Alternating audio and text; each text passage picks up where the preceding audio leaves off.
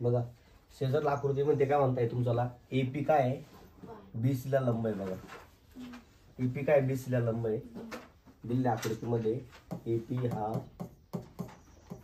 BC ला लंब आहे. मग तुम्हाला मी काल सांगितलं होतं काय सांगितलं होतं जो लंब असतो ती काय असते उंची असते म्हणजे एपी तुमची काय असणार आहे उंची असणार आहे आणि त्याच्यावरती लंब पडते तो काय असणार तुमच्याला ओके हा तुमचा काय असणार एवढा पाया असणार आहे. ही तुमची काय ओळखण्यासाठी तुम्हाला एक ट्रिक येते पाया आणि उंचीची ओके. मग तुम्हाला त्यांनी पुढे विचारलंय एडी हा काय परत बीसी ला बी काय म्हणे लंब आहे.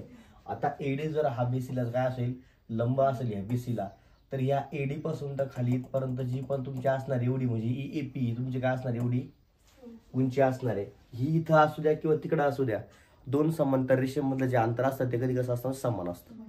त्याच्यामुळं ही एपी तुमची असणार आणि ती सगळ्या त्रिकोणांची काय असणार ती उंची असणार. तरी आपण बघू आता काय करायचं ते तुम्हाला त्यांनी अजून काय दिलेलं आहे ते म्हणताय एडी ही ती तुमची काय आहे बीसी ला काय लंब आहे.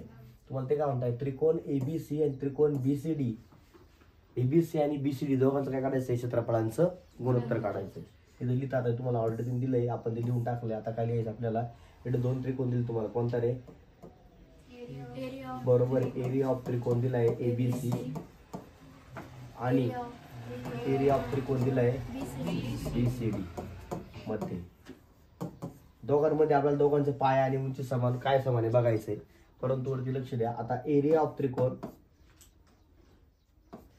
एबीसी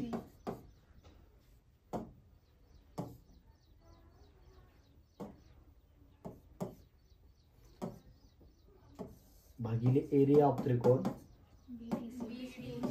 बीसीडी दोघांमध्ये बघा एबीसीचा बेस कोण आहे बीसी आहे बघा आहे का बेस बीसी हो आणि उंची कोण आहे एपी आहे कोण आहे एपी उंची आहे का नाही. आणि बीसीडी म्हणजे कोणती बी सी डी याचा बेस कोण आहे बीसी काय बीसी या एबीसीचा पण बेस कोण आहे बीसीचे आणि या बीसीडीचा पण बेस कोण आहे बीसीचे दोन्हीचा पण बेस काय आहे बीसीचे ओके.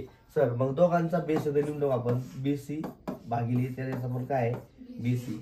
याची हाईट काय रे एबीसीची हाईट काय आहे एपीची हाईट आहे आणि ह्या एबीसीडीची हाईट आणि बीसीडीची हाईट काय आहे ही पण बीसीडी जो बनलाय ना तो पण काय बनलाय एडीच्या आणि बीसीच्या दोघांच्या मध्येच बनलाय. मग दोघांची पण हाईट कशी असणार आहे समान असणार आहे. म्हणजे या ठिकाणी काय तुमच्या इडे पण काय याची हाईट काय तीच आहे म्हणजे बीसी कटतो एपी कटतो की नाही खाली काय उरतं काहीच नाही म्हणजे 1/1 उरतं. म्हणजे काय थोडक्यात तुम्हाला एरिया ऑफ काय तुमचा त्रिकोण एबीसी आणि हा जर इकडे आला असा म्हणजे एरिया ऑफ त्रिकोण कोणता बीसीडी दोघांचं क्षेत्रफळ तुम्हाला काय मिळालं 1/1 दोघांचं काय मिळालं क्षेत्रफळांचं गुणोत्तर 1/1 म्हणजे एकाच एक मिळालं एकाच एक मिळालं ना.